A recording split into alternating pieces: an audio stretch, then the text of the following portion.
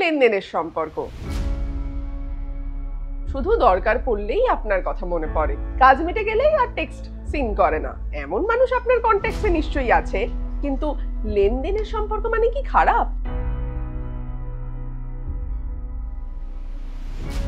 Situationship, one night stand, friends with benefits, জেনজিদের দেওয়া এই ধরনের রিলেশনশিপের নাম এখন বাঙালি জানে।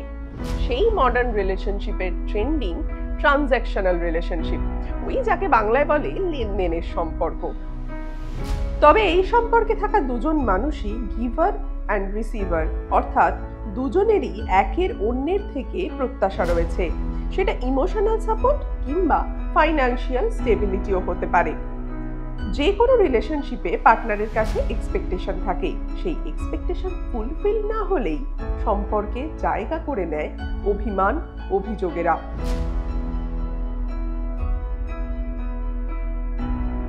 ট্রানজ্যাকশনাল রিলেশনশিপ এই এক্সপেকটেশনের জায়গা থেকে ভীষণই ট্রান্সপারেন্ট। সেই এক্সপেকটেশন দুতরফেই রয়েছে, সেটা ভালোবাসা, যত্ন কিংবা সোশ্যাল স্ট্যাটাস, যা কিছু হতে পারে।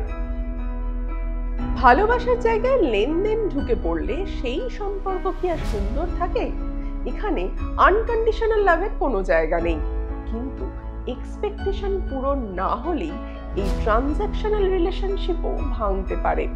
যেমন ধরুন, পার্টনার ভালোবাসার বদলে শুধুই হিসেব নিকেশ নিয়ে ব্যস্ত, কিংবা একজন শুধু গিভার, আরেকজন শুধুই রিসিভার। এমন রিলেশনশিপ কি টেকানো সম্ভব? জেনজিদের এই ডেটিং স্টাইল নিয়ে প্রশ্ন রয়েছে হাজারো। তাও হেলদি রিলেশনশিপের সংজ্ঞা আজও একই আছে। Mutual respect, trust and emotional generosity থাকলে একসঙ্গে কাটিয়ে দেওয়া যায় বহু বছর।